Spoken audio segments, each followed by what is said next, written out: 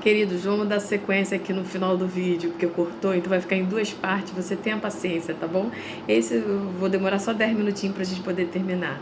Então a gente estava falando sobre a sabedoria humana versus a sabedoria de Deus, no qual aqui é ressaltada aqui num espaço bem amplo, em relação dividido em capítulos, no qual Paulo ele toma uma ampla seção aqui na carta sobre essa sabedoria humana versus a sabedoria de Deus, mostrando a triste realidade da incapacidade da sabedoria do homem em revelar as coisas de Deus.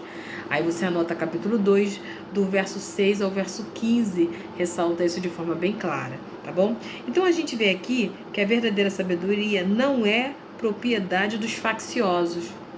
Aqui no capítulo 2, Paulo ressalta que essa sabedoria de Deus não é propriedade dos facciosos. Quem são os facciosos? Aqueles que manifestam parcialidades, aqueles que ressaltam, aqueles que apoiam grupinhos, aqueles que são parciais.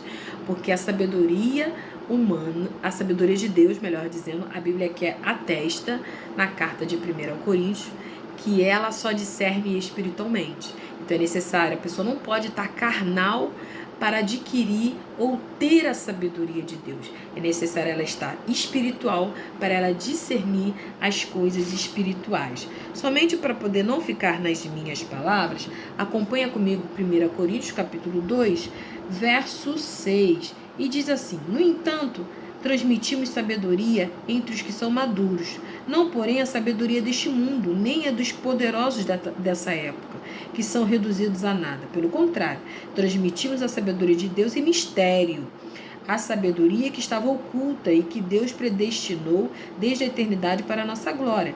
Nenhum dos poderosos deste mundo conheceu essa sabedoria, porque se a tivessem conhecido, jamais teriam crucificado o Senhor da glória. Mas como está escrito, aí ele vai falando, nem olhos viram, nem ouvido ouviram, né? Mas aí eu quero pular para o verso que diz aqui, ó: pois quem conhece as coisas do ser humano a não ser o próprio Espírito? Verso 11.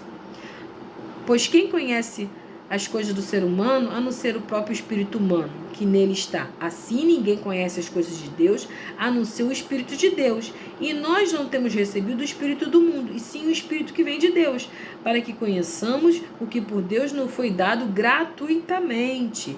Disto também falamos, não em palavras ensinadas pela sabedoria humana, mas ensinada pelo Espírito, conferindo coisas espirituais com espirituais. Ora, a pessoa natural não aceita as coisas do Espírito de Deus, porque lhe são loucura, e ela não pode entendê-las, porque elas se discernem espiritualmente. O que Paulo está dizendo aqui nas entrelinhas? Vocês estão carnais. No capítulo 1, no capítulo 3, principalmente no capítulo 3, deixa aí como dever de casa, vai lá e leia. Paulo ressalta, ele fala de forma bem clara: vocês são carnais, eu não posso dar comida sólida para vocês. Então aqui no capítulo 2 ele ressalta as coisas de Deus, a sabedoria de Deus é dada para aquele que é espiritual, para aquele que está buscando em Deus, não para aquele que está com atitudes carnais. E a atitude de um espírito partidário é ressaltado que é uma atitude carnal, tanto na carta de 1 Coríntios, como em Gálatas capítulo 5. Vai lá e leia o fruto da carne, né? As características da carne. Tem o fruto do Espírito e também tem as características, né, da carne, o fruto da carne, se pode dizer assim. Aí você vai ver que entre os frutos da carne tem brigas, contendas, gritarias, facções. Bate com a carta de 1 Coríntios. Eu queria ler com você, fazer, né, pegar uma carta com a outra e analisar, mas não é possível. Mas eu creio que você vai lá e você vai olhar com carinho esses dois pontos, tá bom? Essas que fala sobre as atitudes carnais, e vai ler. Então, para terminar, porque eu prometi para você que essa segunda parte vai ser menos de 10 minutinhos, A gente também vê aqui no capítulo 3, do 5 ao 23, Paulo ressalta que os verdadeiros apóstolos, eles não são rivais, mas labutam na mesma lavoura, regando e colhendo. Lembra que eles estavam, tinha um grupo de Apolo, tinha um grupo de Cefas, tinha um grupo de Paulo e tinha um grupo de Cristo. Mas aqui no capítulo 3, Paulo explica, os apóstolos, que significa enviados, né? Eles não são rivais, eles não têm que ficar brigando entre si quem é o maior ou quem é o menor, ou quem manda em quem. Isso é antibíblico. Os apóstolos, eles labutam na mesma lavoura, louvado seja o nome do Senhor, regando e colhendo. Porque no capítulo 3 aqui, Paulo fala, quem é Apolo? Quem é Paulo? Falando na linguagem, né? Carioca, como se ele estivesse falando assim, quem somos nós na fila do pão? É Cristo, é Ele que tem que ser exaltado, é o nome dele que tem que ser falado, aleluia. Não é o nome de Apolo, não é o nome de Paulo, não é o nome de Cefas. Nós, quem somos nós? Somos apenas enviados, apóstolos de Cristo, para poder regar nesse jardim. E nós somos despenseiros, iremos entregar tudo aquilo que ele colocou em nossas mãos. Vai lá e leia o capítulo 3, e ele ali mostra que eles só estão regando. Um planta, outro rega e outro colhe. Louvado seja o nome do Senhor. E aqui também, para terminar, no capítulo 4, do 1 ao 21, Paulo ressalta como o verdadeiro apóstolo deve ser julgado, porque ali ele trabalha ali um pouquinho a situação no qual certos mestres, né, que estavam pregando heresia naquela igreja, ia contra o apostolado dele, e ele se defende. Ele fala como um apóstolo de Deus, como um enviado, que significa apóstolo, ele tem que ser julgado pela igreja. Vai lá e leia, capítulo 4, do 1 ao 21.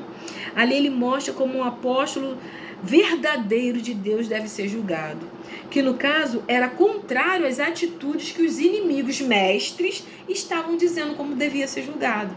Porque os mestres que estavam pregando heresia falava que tinha que quando você vai ler aqui a carta, você consegue ver isso nas entrelinhas, que tinha que ser, né, considerado apóstolo ou considerado de renome aquele que tinha muita sabedoria, aquele que falava de forma eloquente, aquele que fazia isso, aquilo, não é verdade? Então, desde que o mundo é mundo, a gente pode correr esse risco, não é verdade? E Paulo foi ali na humildade, na simplicidade de Cristo, pregar ali o evangelho para aquelas pessoas.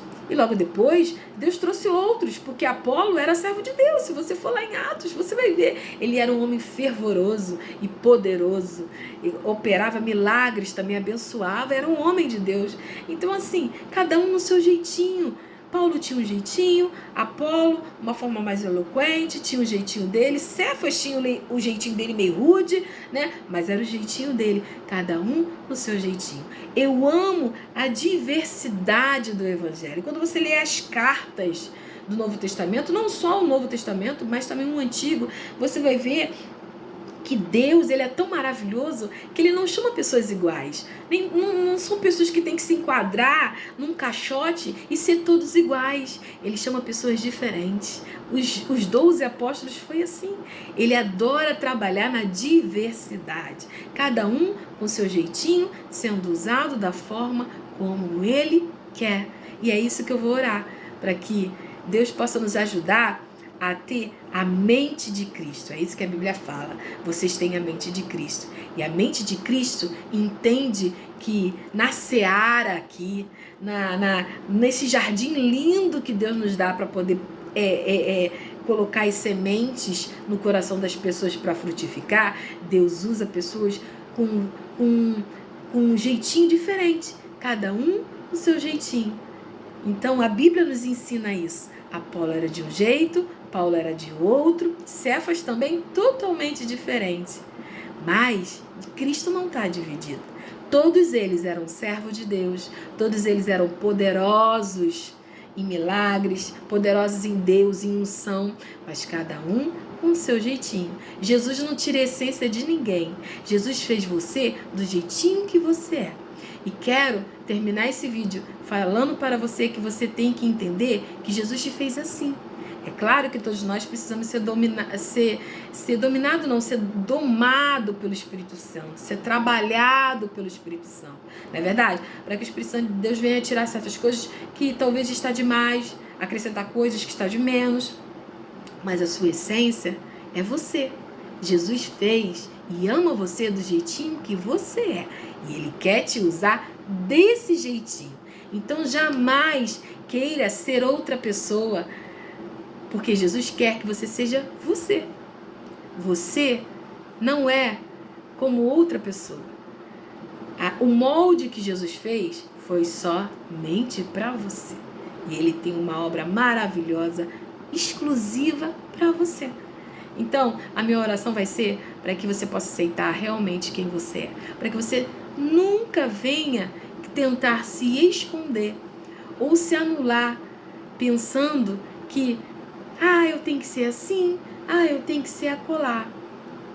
Jesus trabalha com a diversidade. Ele ama a diversidade na propagação do seu evangelho. Porque às vezes, você que é mais tímidozinho, pode alcançar aquela outra pessoa que gosta daquela fala mansa, daquela fala, suave, daquela fala calma.